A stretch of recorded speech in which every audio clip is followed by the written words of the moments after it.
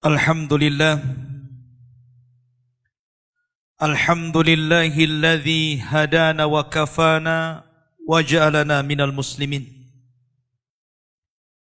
Asyhadu an la ilaha illallah wahdahu rabbi la syarika lah wa asyhadu anna Muhammadan abduhu wa rasuluhu alladzi la nabiyya ba'dah.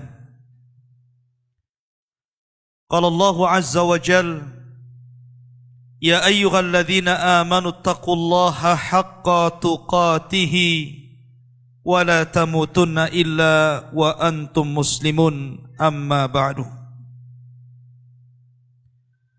Ma'asyiral muslimin, jamaah Jumat yang dimuliakan Allah Subhanahu wa taala. Marilah di hari Jumat ini kita meningkatkan takwa kita kepada Allah Subhanahu wa taala. Tentu takwa dalam arti kata melaksanakan seluruh perintah Allah Subhanahu wa taala dan berusaha untuk menjauhi larangan-larangan Allah tabaraka wa taala. Salawat dan salam marilah kita haturkan kepada junjungan alam Nabi besar Muhammad sallallahu alaihi wasallam. Ma'asyiral muslimin, jamaah Jumat yang dimuliakan Allah Subhanahu wa taala. Kemuliaan seseorang itu ketika terangkai antara ruh dan juga jasad. Karena ketika jasad itu mengandung ruh, maka kita bisa lihat ketika mereka hidup di permukaan bumi. Sebagian mereka menggunakan pakaian dengan berbagai macam corak, kendaraan dengan berbagai macam merek, tinggal di rumah megah mewah dan mahal harganya. Tapi ketika ruh itu dicabut dari jasadnya, maka jasad itu akan masuk di bawah tanah dan tidak ada kemuliaan sama sekali. Makanya siapapun yang meninggal, apakah orang kaya, orang miskin, pemimpin ataupun rakyat, tetap saja pakaian mereka sama, putih, murah, dan akan dimakan cacing tanah. Ma'asyiral muslimin yang dimuliakan Allah Subhanahu wa taala. Dalam sebuah hadis disebutkan dari hadis Bara bin Azib radhiyallahu an, ketika Nabi sallallahu alaihi wasallam menunggu di mana sebagian para sahabat sedang menggali kuburan dan sedang dibuatkan lahat, disitulah Nabi sallallahu alaihi wasallam memberikan ceramah kepada para sahabat sambil menunggu kuburan itu digali. Kemudian Nabi SAW bercerita tentang bagaimana ruhnya seorang mukmin dan ruhnya seorang kafir apabila dicabut Allah Subhanahu wa taala lewat malakul maut. Kata Nabi SAW, apabila ruh itu dicabut, tabi'ahul basar, maka pandangan akan mengikutinya. Makanya setiap orang yang mati pasti melotot. Disitulah disunnahkan untuk diusap dan ditutup supaya tidak menakutkan orang lain. Dan ruh dicabut itu dari mulut seseorang. Kata Nabi SAW, apabila ruh itu seorang mukmin, maka ruh itu akan dicabut dimulai daripada ujung-ujung jari tangan dan kaki. Kemudian pelan-pelan naik sampai ke tenggorokan. Dari situlah kemudian ruh keluar daripada lisannya. Kata Nabi SAW, keluarnya seperti air yang terakhir keluar dari botol. Anda bisa bayangkan, kalau seandainya sedang memegang botol aqua dan itu masih penuh airnya, kemudian kita tuangkan, tentu air itu akan sangat deras keluar. Tapi ketika dalam botol itu cuma 1 tetes saja yang tersisa, tentu apabila kita tuangkan akan berjalan pelan-pelan. Kata Nabi SAW, ruhnya seorang mukmin itu ketika keluar seperti tetesan terakhir yang keluar dari mulut teko. Artinya pelan. Disitulah Allah Subhanahu wa ta'ala mengutus 3 malaikat. Pertama malakul maut, dan yang kedua malakul rahmah. 2 malaikat rahmat yang membawa kain kafan dari sorga, dan hanut, wewangian dari sorga. Disitulah 2 malaikat ini membisikkan di telinga orang yang sedang sakaratul maut dari ruh-ruhnya orang-orang yang beriman. Dan mengatakan, irji'i ila rabbiki radiyatan marji, ila rabbiki radiyatan mardiyah. Keluarlah dan kembalilah kepada keridhaan Allah Subhanahu wa ta'ala. Maka ketika itu ruh tercabut oleh malakul maut, kemudian diletakkan di kain kafan dari sorga, kemudian baunya sampai membubung ke langit. Para malaikat yang di langit bertanya, itu ruhnya siapa? Maka sebagian mereka mengatakan ruhnya fulan ibn fulan. Maka pintu langit pertama dibuka, kedua, ketiga, keempat, kelima, keenam, sampai ke-7. Di sini Allah Subhanahu wa ta'ala berfirman, letakkan catatan amalnya di tempat yang paling tinggi fil illiyin, dan kembalikan ruh ke dalam jasadnya. Akhirnya kemudian para malaikat ini pun mengembalikan ruhnya ke dalam jasadnya. Ketika ruh itu sudah menyatu lagi dengan jasadnya, kemudian dia tersadar, kata Nabi SAW, dia sempat mendengar suara terompah orang-orang yang mengantarnya.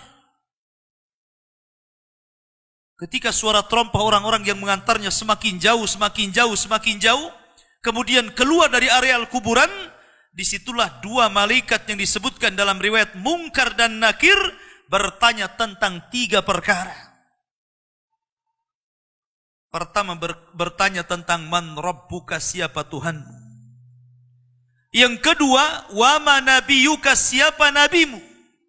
Dan yang ketiga, wa ma dinuka, apa agamamu. Maka Allah Subhanahu wa ta'ala gambarkan orang-orang yang beriman, yuthabbitullahu alladhina amanu bil qawli tsabit. Orang-orang yang beriman itu Allah mantapkan jawabannya. Apabila ditanya siapa Rabbmu, maka dia akan bertanya Allah. Apabila ditanya siapa nabimu, maka dia akan menjawab Muhammad sallallahu alaihi wasallam. Apabila ditanya apa agamamu, maka dia akan menjawab Islamlah agamaku.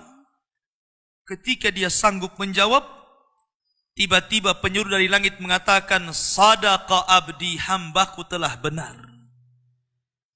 Kemudian Allah Subhanahu wa ta'ala berfirman, bentangkan kuburan itu seluas-luasnya. Kemudian hembuskan angin dari sorga. Maka tiba-tiba kuburan itu meluas. Kemudian angin dari sorga masuk ke dalam kuburan. Disitulah datang seseorang yang sangat tampan sekali, yang sangat indah sekali, yang sangat luar biasa tutur katanya. Tiba-tiba datang kemudian mengajak bicara, ngobrol. Tanpa terasa kemudian kiamat sudah dibangkitkan. Maka orang ini bertanya, siapa kamu? Kenapa kamu asik sekali berbicara dan ngobrol dengan saya?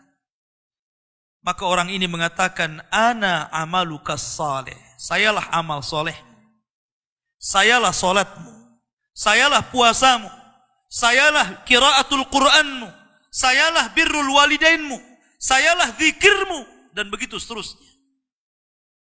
Maka ketika itu dia berdoa kepada Allah Azza wa Jal, ya Rab, aqimis sa'ah. Ya Rab, segerakan bangkitkan kiamat agar aku bisa kembali kepada harta dan keluargaku.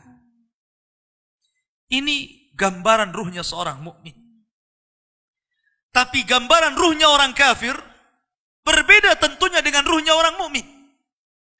Kata Nabi SAW, ruhnya orang kafir itu dicabut seperti seseorang menancapkan pisau seperti cerulit ke dalam kambing wol, kemudian bulunya disiram oleh air.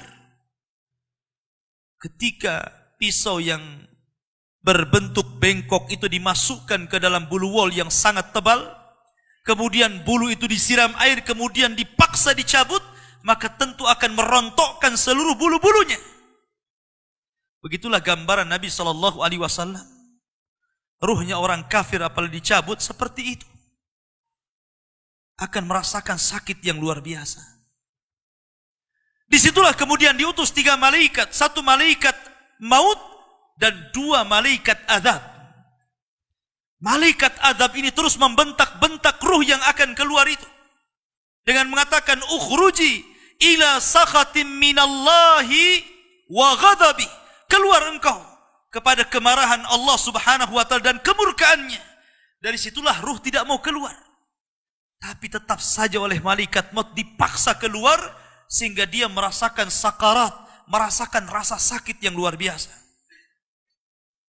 Maka setelah ruh itu dipaksa keluar, langsung kemudian malaikat azab memasakkan kain kafan dari neraka dengan bau busuk yang luar biasa, sehingga satu pun malaikat yang di langit tidak berani mendekatinya.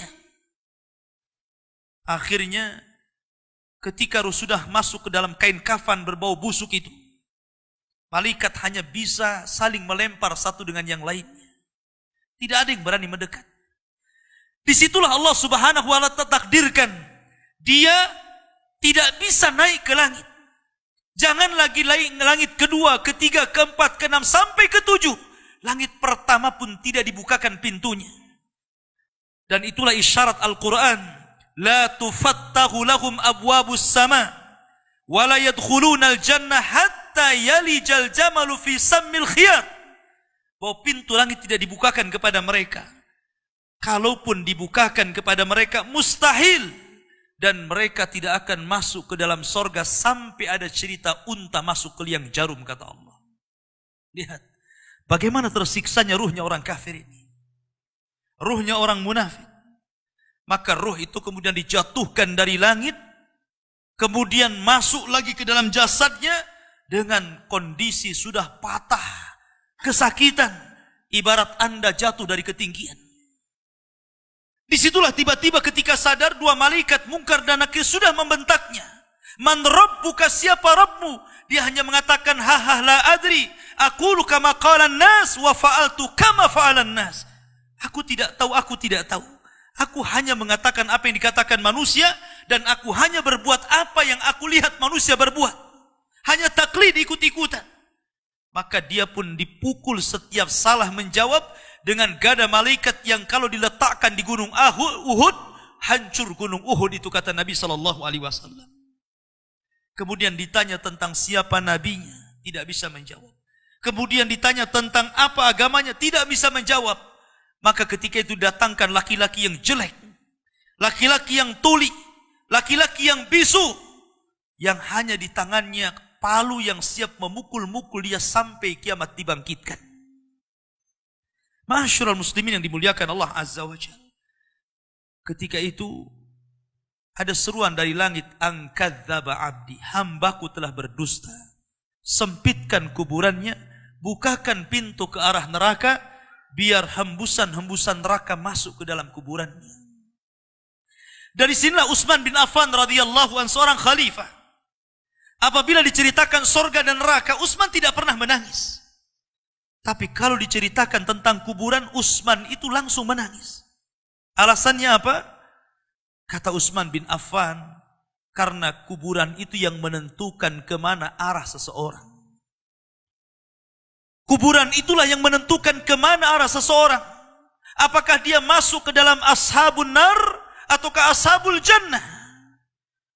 Makanya Umar bin Abdul Aziz rahimahullahu ta'ala, ketika dia ziarah kubur di akhir hayatnya, kemudian dia menangis di kuburan dan dikatakan, wa ma yubki ya khalifah, apa yang membuat anda menangis wahai khalifah? Kata Umar bin Abdul Aziz, fa ana la adri min ayyi fariqaini ana, soalnya aku tidak tahu dari kelompok mana saya. Apakah saya kelompok ahlun nar ataukah ahlul jannah? Apakah saya kelompok yang akan dimasukkan ke dalam neraka, ataukah saya kelompok yang akan dimasukkan ke dalam sorga? Aku tidak tahu. Dari situlah dia menangis dan menangis orang-orang di sekitarnya. Ma'asyiral muslimin yang dimuliakan Allah Subhanahu wa taala.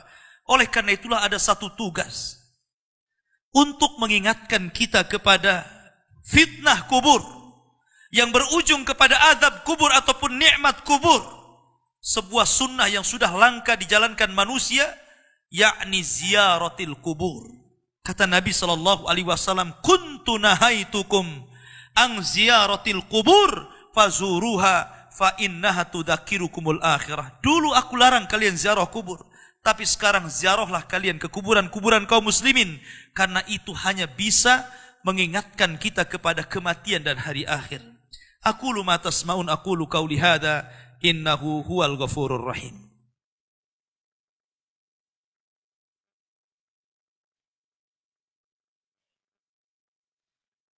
Bihamdillahi wassalatu wassalamu ala rasulillah wa ala alihi wa sahbihi wa mawalah wa la hawla wa la quwata illa billahi wa ba'du. Kehidupan dalam kuburan jauh lebih panjang dibandingkan kehidupan di dunia. Nabi SAW bersabda, a'maru ummati baina sittina wa sab'in. Bahwa usia umatku itu hanya berkisar 60 sampai 70 tahun saja. Sedikit yang lewat 70 tahun. Kalaupun ada usia yang sampai 100 tahun itu sedikit sekali. Tapi kebanyakan di bawah 70 tahun, umumnya umat Rasul itu sudah meninggal dunia. Tetapi ketika orang masuk ke dalam kuburan, usia dia di kuburan sampai kiamat ditegakkan itu panjang sekali. Anda bisa bayangkan, orang yang meninggal sejak zaman Nabi Adam sampai hari ini kiamat tidak dibangkit-bangkitkan. Orang yang meninggal di zaman Rasul sudah 1440 Hijriah, itu dari hitungan hijrah Nabi SAW. Sampai hari ini pun belum dikiamat-kiamatkan. Menunjukkan bahwa kehidupan kuburan jauh lebih panjang dibandingkan kehidupan dunia. Dari sinilah maka wajar seorang mukmin harus takut. Takut dengan kehidupan kuburan. Ma'asyiral muslimin yang dimuliakan Allah Azza wa Jalla. Tetapi para ulama mengatakan, apakah orang yang mendapatkan azab kubur itu munqati atau mustamir? Terus menerus ataukah terputus? Kata para ulama, azab kubur itu hanya terputus dengan tiupan sangkakala Israfil. Maka ketika alamat-alamat kiamat besar, munculnya Dajjal. Kemudian Dajjal dibunuh oleh Isa bin Maryam. Kemudian setelah itu muncul Ya'juj dan Ma'juj. Ya'juj dan Ma'juj tidak bisa diperangi dan dibunuh, kecuali diazab oleh Allah Subhanahu wa ta'ala dengan dikirimkan ulat-ulat, itulah yang membunuh mereka. Kemudian Nabi Isa bersabda, berdoa kepada Allah agar bumi dibersihkan dari mereka. Karena jumlah mereka banyak, 1 banding 990 dari mereka dan 1 dari kita. Sehingga setiap dijengkal bangkai mereka, ada bangkai di sampingnya dan begitu seterusnya. Seolah-olah bumi itu hanya penuh dengan bangkai Ya'juj dan Ma'juj.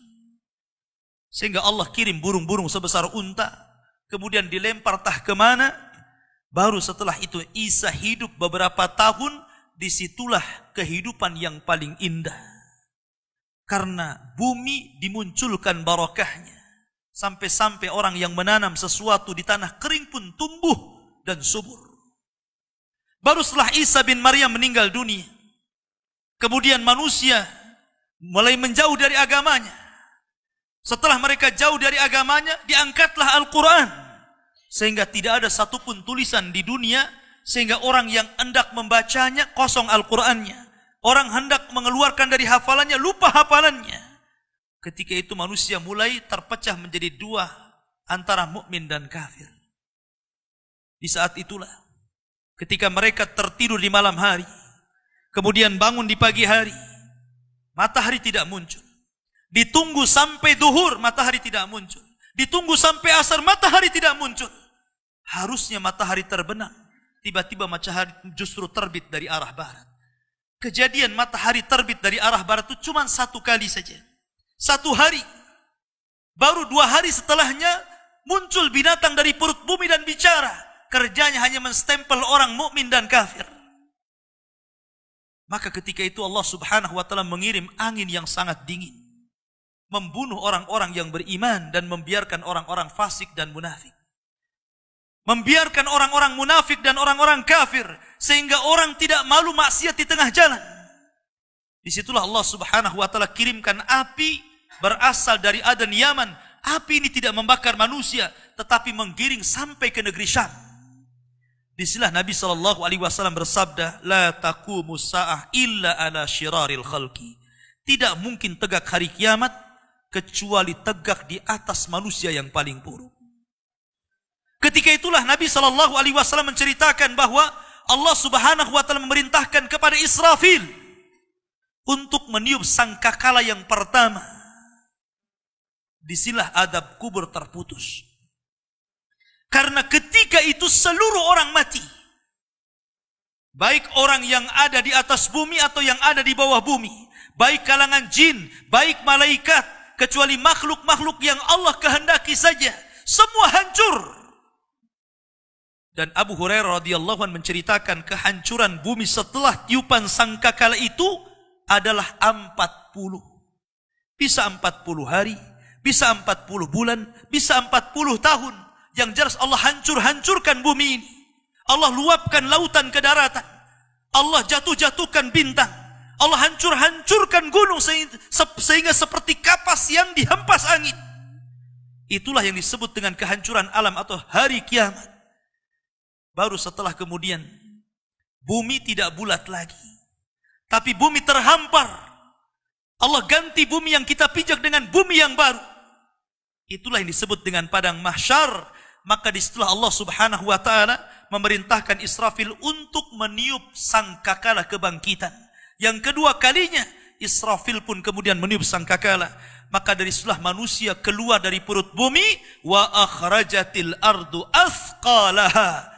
Allah keluarkan beban-beban beratnya.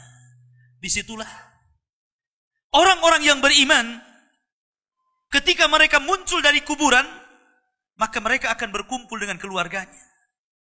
Allah mengatakan, alladzina amanu wattaba'athum dzurriyyatuhum biimanin alhaqna bihim dzurriyyatuhum. Orang-orang yang beriman, kemudian keimanan diikuti oleh keluarganya, oleh istrinya, oleh suaminya, oleh bapaknya, oleh anak-anaknya, oleh cucu-cucunya. Maka ketika mereka dibangkitkan dari kuburan, mereka langsung berkumpul menjadi satu keluarga. Dan itu sebuah ketenangan. Tapi orang-orang di luar daripada beriman, mereka keluar dari perut bumi seperti 2 binatang. Pertama Allah contohkan dengan laron yang berterbangan.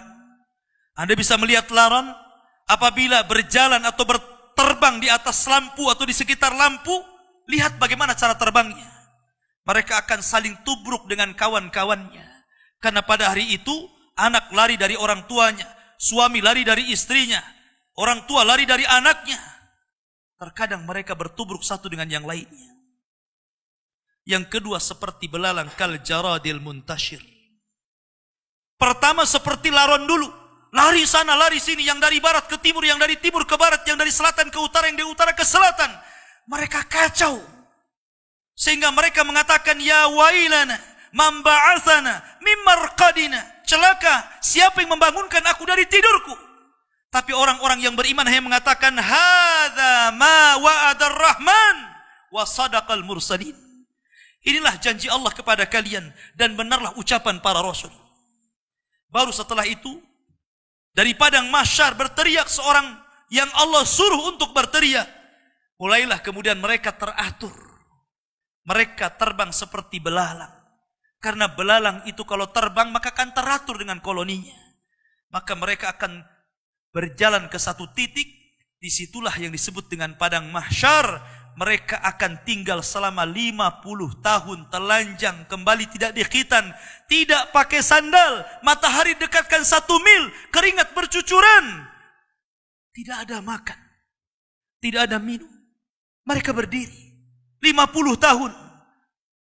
Sehingga akhirnya orang-orang saleh mereka berkumpul. Datang kepada Adam minta syafaat. Adam memberikan udzur, tidak sanggup memberikan syafaat. Kata Adam, datanglah kalian kepada Nuh, karena dia Rasul pertama dalam Islam. Rasul pertama setelah aku. Maka mereka pun kemudian datang kepada Nuh. Nuh pun memberikan uzur. Datanglah kalian kepada Ibrahim, karena dia Khalilur Rahman. Maka mereka datang kepada Ibrahim. Kata Ibrahim, aku tidak sanggup berikan syafaat. Datanglah kalian kepada Musa, karena dia Kalimur Rahman. Ketika mereka datang kepada Musa, kata Musa, datanglah kepada Isa. Isa pun memberikan uzur, tidak bisa. Seandainya kalian datang kepada Muhammad sallallahu alaihi wasallam itu lebih baik. Akhirnya mereka datang kepada Rasul. Rasul hanya mengatakan, analah, akan kucoba. Maka Nabi sallallahu alaihi wasallam menghadap Allah, kemudian sujud di bawah arsy, sampai akhirnya Allah datang dan mengatakan, irfa ra'saka ya Muhammad, sal tu'ta, wasma yusma, wakul yusma, washfa tushaffa. Wahai Muhammad, angkat kepalamu, bicaralah kau didengar. Bicaralah kau didengar, mintalah kau diberi, mintalah syafaat, aku akan kau berikan syafaat. Maka dari setelah Nabi sallallahu alaihi wasallam meminta 7 syafaat. Salah satunya, ya Allah, selamatkan orang-orang yang mengucapkan kalimat la ilaha illallah. Selamatkan orang yang mengucapkan kalimat la ilaha illallah. Walaupun mereka sudah gosong, sudah menjadi abu di neraka, tapi mereka tetap bisa keluar dari neraka dengan kalimat itu. Ma'asyiral muslimin yang dimuliakan Allah, baru manusia kemudian berkelompok-kelompok ketika itu. Inilah yang disebut dengan al-iman bil yaumil akhir. Keimanan kita dengan hari akhir. Maka kita berdoa kepada Allah subhanahu wa ta'ala. Mudah-mudahan Allah subhanahu wa ta'ala menyelamatkan kita dari fitnah kubur. Oleh karena itulah maka ada amalan-amalan disebutkan para ulama. Salah satunya berdoa dalam solat. Ketika tasyahud akhir, sebelum salam, kita disuruh untuk berdoa dan berlindung dari 4 perkara. Salah satunya dari fitnah kubur. Karena fitnah kubur inilah yang menentukan apakah Anda masuk adab kubur ataukah masuk nikmat kubur. Fitnah itu artinya pertanyaan 2 malaikat. Dan pertanyaan itu jawabannya bukan karena hafalan. Anda di dunia ditanya siapa Tuhan Anda, pasti Anda mengatakan Allah. Siapa Nabi Anda, pasti akan mengatakan Muhammad Nabi saya. Apa agama Anda, pasti menjawab Islam. Tapi jawaban di kuburan bukan hafalan. Tapi jawaban itu adalah amalan yang membimbing kita. Yang mampu menjawab itu amalannya.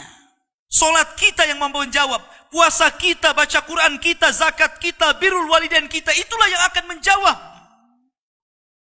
Karena hanya orang-orang yang beriman yang mantap jawabannya. Tapi orang munafik, sekalipun sangat hafal di dunia, belum tentu dia sanggup mengucapkannya, sama seperti mengucapkan kalimat la ilaha illallah detik-detik sakaratul maut. Kita lihat. Mengucapkan kalimat la ilaha illallah itu mudah. Tapi bagi orang-orang yang sedang sakaratul maut, kalimat itu susah diucapkan. Walaupun hanya itu saja kalimat yang sanggup diucapkan oleh orang yang sedang sakaratul maut, tetapi belum tentu orang bisa mengucapkannya. Karena bukan hafalan. Yang mengucapkan kalimat itu bukan hafalan, tetapi amalan dialah. Makanya para ulama mengatakan salah satu alamat husnul khatimah ketika dia bisa mengucapkan kalimat itu, karena Nabi SAW mencontohkannya. Ketika detik-detik sakaratul maut, Nabi SAW mengatakan, la ilaha illallah wa innal mauta la sakarat. La ilaha illallah. Sesungguhnya kematian itu sangat menyakitkan.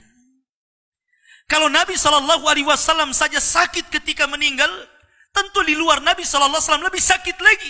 Tapi ingat, sakitnya seorang yang beriman ketika ruh dicabut, itu awal merontokkan dosa-dosanya. Tetapi sakitnya orang-orang kafir ketika dicabut, itu awal dari azab dia sebelum masuk kuburan dan sebelum masuk ke dalam neraka. Ma'asyiral muslimin. Oleh karena itulah maka, jadikan dunia ini senjata.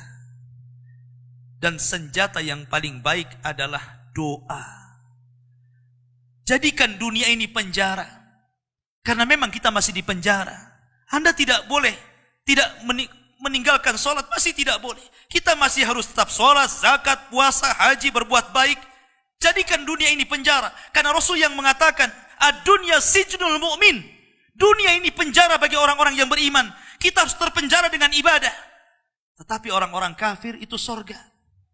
Bagi mereka tidak sholat, tidak puasa, tidak zakat, itu sorga bagi mereka. Tapi orang-orang yang beriman, walaupun sesenang apapun Anda diberikan harta yang banyak sekalipun, tetap saja kewajiban sholat tidak boleh ditinggalkan. Tetap saja kewajiban zakat tidak ditinggalkan. Tetap saja kewajiban haji tidak boleh ditinggalkan. Walaupun Anda sudah jadi presiden sekalipun. Karena dunia ini penjara bagi orang-orang yang beriman. Sebab kalau orang sudah mati, tidak ada perbedaan apakah Anda presiden, menteri, rakyat, orang kaya, orang biasa, sama di kuburan itu. Dan tidak bisa dibanggakan kecuali amalannya. Inna Allah wa malaikatahu yusalluna ala nabi. Ya ayyuhalladzina amanu sallu alaihi wa sallimu taslima. Baiklah kita banyak-banyak bersalawat kepada Nabi SAW di hari Jumat ini. Allahumma salli ala Muhammad wa ala alihi wa sahbihi wa man sara ala nahjihi ila yaumiddin. Allahumma ighfir lil muslimina wal muslimat wal mu'minina wal mu'minat al ahya'i minhum wal amwat innahu qaribu mujibu da'wah ya qadiyal hajah. Allahumma arinal haqqa haqqa warzuqna ittiba'ah wa arinal batila batila warzuqna istinabah. Allahumma nas'alukal jannah wa ma qarraba ilaiha min qawli wa amal wa na'udzubika min sakhatika wan nar. Allahumma aslih wulata umuril muslimin. Allahumma aslih wulata umuril muslimin. Allahumma aslih wulata umuril muslimin. Allahumma izzal islam wal muslimin wa adilla syirka wal kafarata wal munafikin. Allahumma nas'aluka khaira ajilih wa ajilih ma alimna minhu wa ma lam na'lam. Rabbana la tuzigh qulubana ba'da idh hadaitana wa hab lana min ladunka rahmatan innaka antal wahhab. Rabbana hab lana min azwajina wa dhurriyyatina qurrata ayun waj'alna lil muttaqina imama waj'alna lil muttaqina imama waj'alna lil muttaqina imama.